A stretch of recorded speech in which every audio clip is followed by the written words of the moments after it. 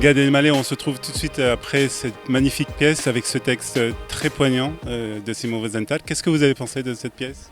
Je suis assez bouleversé par le texte parce que ça raconte, très touché par la performance de Thierry Lhermitte qui aborde là un sujet très fort, bien sûr tragique et nécessaire et essentiel, mais avec une pudeur, avec une élégance, avec une distance, non pas une distance de froideur, mais une distance où je pense qu'il a décidé de nous donner ces informations-là pour qu'on puisse nous, non pas se faire une idée, mais choisir à un moment donné d'embarquer comme ça dans ce récit. Et je trouve que c'est très très bien fait.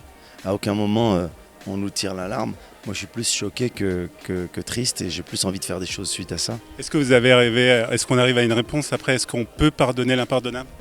Je ne sais pas. Il faudrait qu'on se parle des heures entières.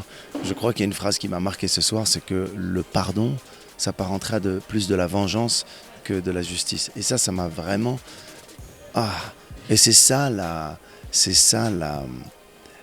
réflexion profonde.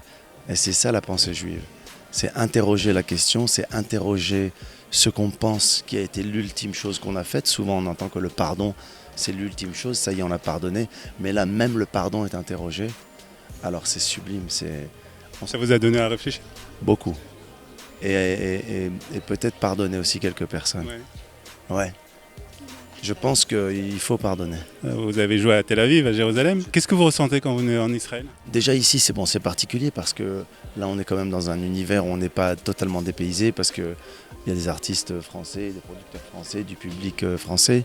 Mais moi, j'ai un rapport avec les artistes ici, qui sont des humoristes ou des acteurs que j'adore et qui font leur métier ici en hébreu. Avec une observation, avec un talent d'homme. Vous pouvez citer des noms ?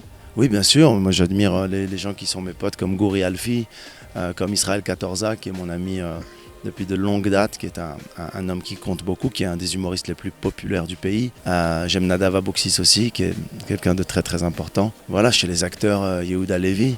La série Ishra Shuv Meod est une série pour moi qui est très coup de poing. Tout ça, c'est des artistes que j'admire. Vous voudriez faire une collaboration avec eux ? J'adorerais, ouais. J'adorerais avec Katorza faire quelque chose sur nos racines marocaines, puisque lui aussi il est du Maroc. Mais il faut qu'il ait le temps, parce que non seulement il est en tournée dans tout le pays, et il a, je crois, 8 enfants. Ben Porat Yosef.